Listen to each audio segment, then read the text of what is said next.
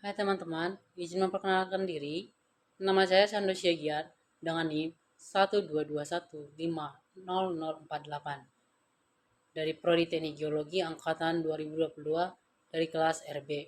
Di sini saya akan menjelaskan atau menjawab 5 soal UTS dari mata kuliah paleontologi dalam bentuk penjelasan sesuai pemahaman saya sendiri.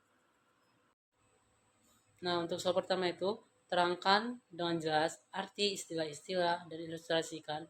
Yang pertama, hipote. Kedua, biokoneose. Yang ketiga, tenatheocheonose.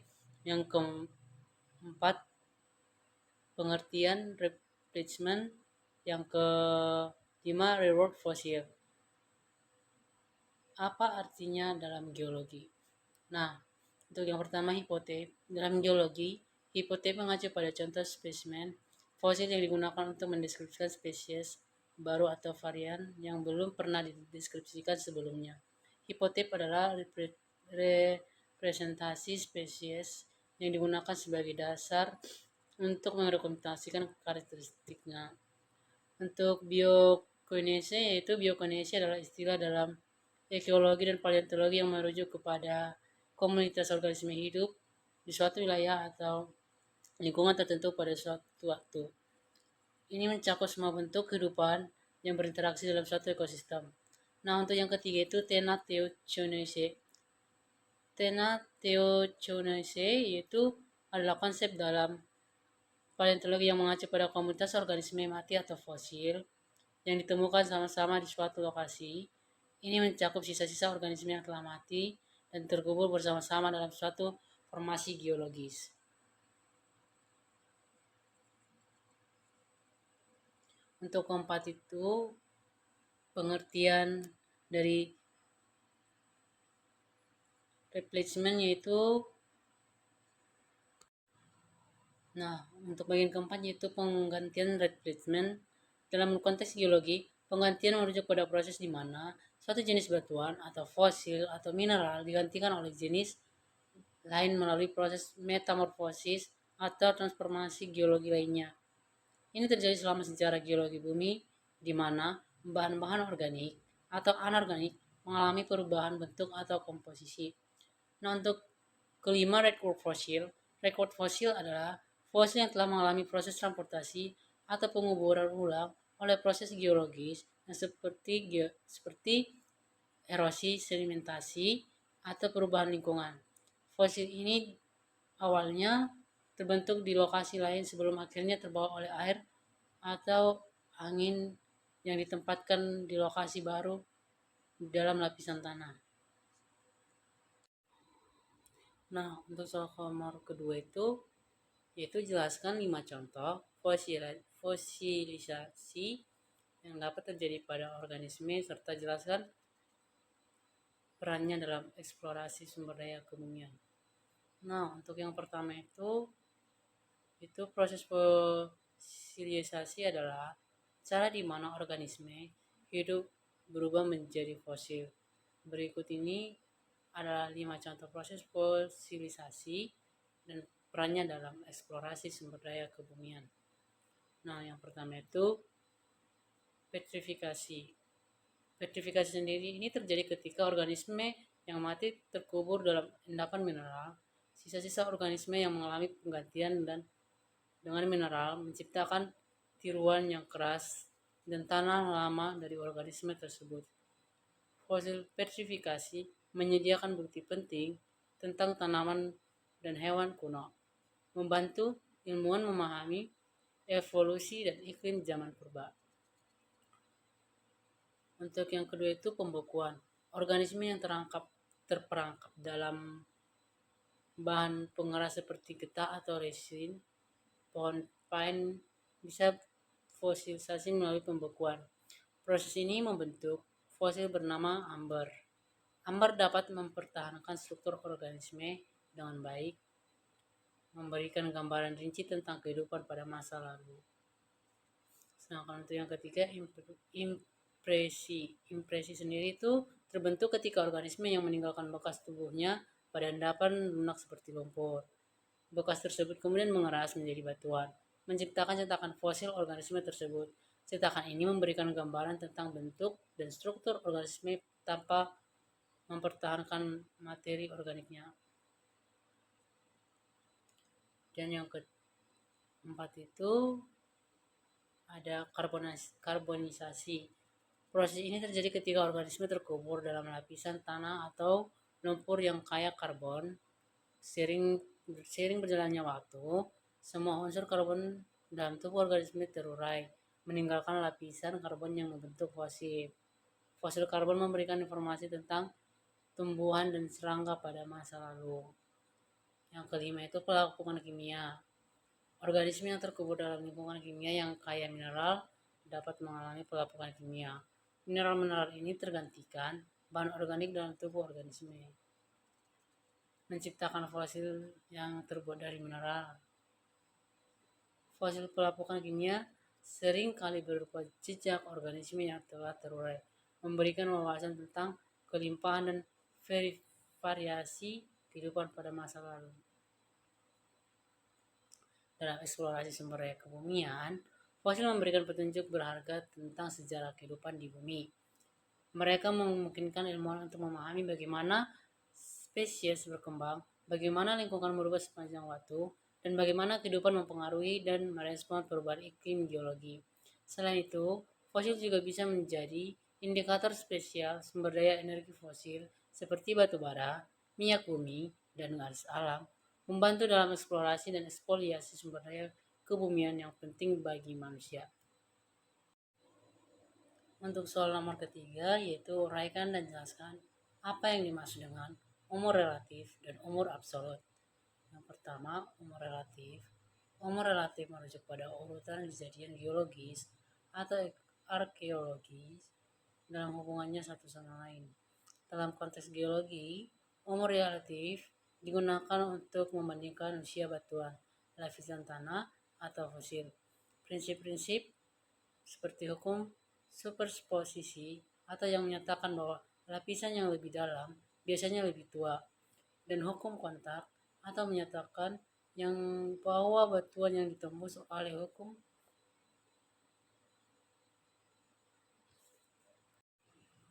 Untuk soal yang ketiga, yaitu uraikan dan jelaskan apa yang dimaksud dengan umur relatif dan umur absolut. Yang pertama, umur relatif. Umur relatif merujuk pada urutan kejadian geologis atau arkeologis dalam hubungannya satu sama lain. Dalam konteks geologi, umur relatif digunakan untuk membandingkan usia batuan, lapisan tanah, atau fosil. Prinsip-prinsip seperti hukum superposisi atau yang menyatakan bahwa lapisan yang lebih dalam biasanya lebih tua, dan hukum kontak atau yang menyatakan bahwa batuan yang ditembus oleh intrusi geologi lebih tua daripada intrusi sendiri. Membantu ilmuwan menentukan urutan kronologis dari peristiwa-peristiwa tersebut. Umur relatif memberikan informasi tentang hubungan sebab akibat antara peristiwa geologis atau kejadian arkeologis dalam satu daerah. Yang kedua itu umur absolut. Umur absolut atau juga disebut umur radiometrik mengacu pada usia numerik sebenarnya dari suatu badan atau peristiwa. Radiokarbon dating atau uranium dating memungkinkan ilmuwan untuk menentukan umur absolut dengan mengukur rasio isotop dalam sampel geologis atau arkeologis. Umur absolut memberikan informasi tentang beberapa lama waktu sejak suatu batuan terbentuk atau sejak organisme hidup mati. Ini memberikan gambaran waktu yang lebih akurat dalam sejarah geologis bumi dan evolusi kehidupan di planet ini. Dengan demikian, umur relatif memberikan informasi tentang urutan peristiwa, sementara umur absolut memberikan informasi tentang berapa lama waktu yang telah berlalu sejak peristiwa tersebut terjadi. Kedua jenis umur ini penting dalam studi geologi, arkeologi, dan paleontologi untuk memahami sejarah bumi dan kehidupan di atasnya. Untuk soal berikutnya itu soal nomor 4 dengan soal uraikan dan jelaskan hubungan antara paleontologi dengan bagian-bagian lain dalam geologi dan ilustrasikan. Yang pertama itu paleontologi adalah cabang ilmu geologi yang mempelajari fosil dan kehidupan prasejarah. Hubungannya dengan bidang-bidang lain dalam geologi sangat erat dan penting untuk memahami sejarah bumi. Mari saya ilustrasikan hubungan paleontologi dengan beberapa bidang geologi lainnya. Untuk yang pertama itu stratigrafi. Paleontologi membantu dan penentuan usia lapisan batuan dengan memeriksa fosil-fosil yang terkandung di dalamnya. Fosil-fosil yang memberikan petunjuk tentang waktu ketika organisme tersebut hidup yang dapat digunakan untuk mengklasifikasikan dan mengidentifikasikan lapisan-lapisan batuan. Yang kedua, sedimentologi. Paleontologi juga dapat membantu sedimentologi dalam memahami pengendapan sedimen. Organisme mati biasanya ditimbun oleh sedimen dan kemudian membentuk fosil. Dengan mempelajari fosil ini, sedimentologi dapat memahami lingkungan pengendapan dan proses-proses geologis yang terjadi pada masa lalu. Yang ketiga itu paleoklimatologi. Fosil-fosil organisme tertentu dapat memberikan petunjuk tentang kondisi iklim pada suatu masa lampau. Misalnya fosil-fosil tumbuhan dan hewan tertentu dapat mengidentifikasikan kelembapan atau suhu lingkungan pada masa lalu, membantu para ilmuwan memahami perubahan iklim sepanjang waktu. Nah, untuk keempat itu tektonika lempeng. Paleontologi juga memberikan informasi tentang pergerakan dan distribusi organisme di bumi pada masa lalu dengan membandingkan fosil-fosil yang ditemukan di berbagai benua. Geologi dapat menyusun puzzle tentang bagaimana benua-benua tersebut bergerak, saling berinteraksi selama jutaan tahun. Nah, untuk keenam itu geokimia.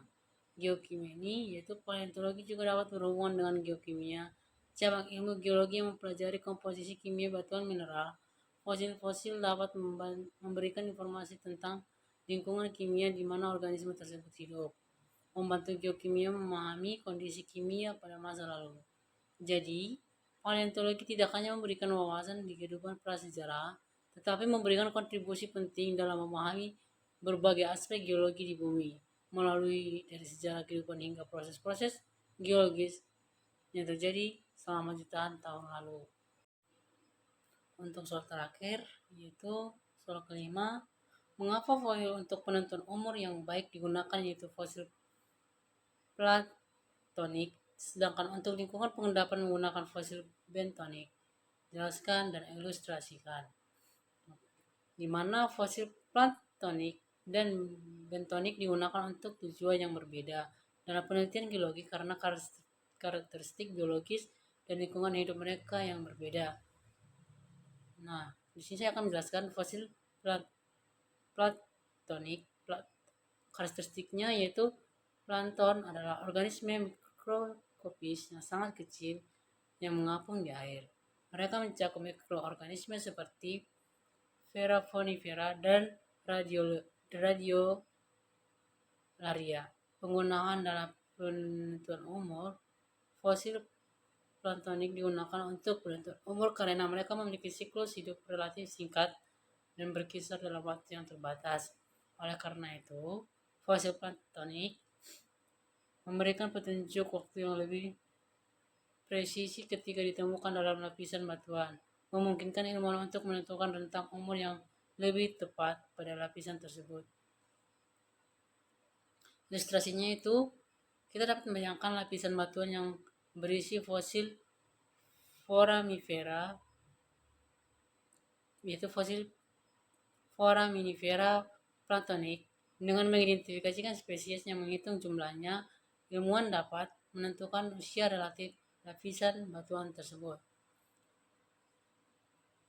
Untuk fosil bentonik, karakteristiknya yaitu bentonit adalah tanah liat vulkanik yang sangat halus dan mengandung mineral-mineral seperti morpholinite.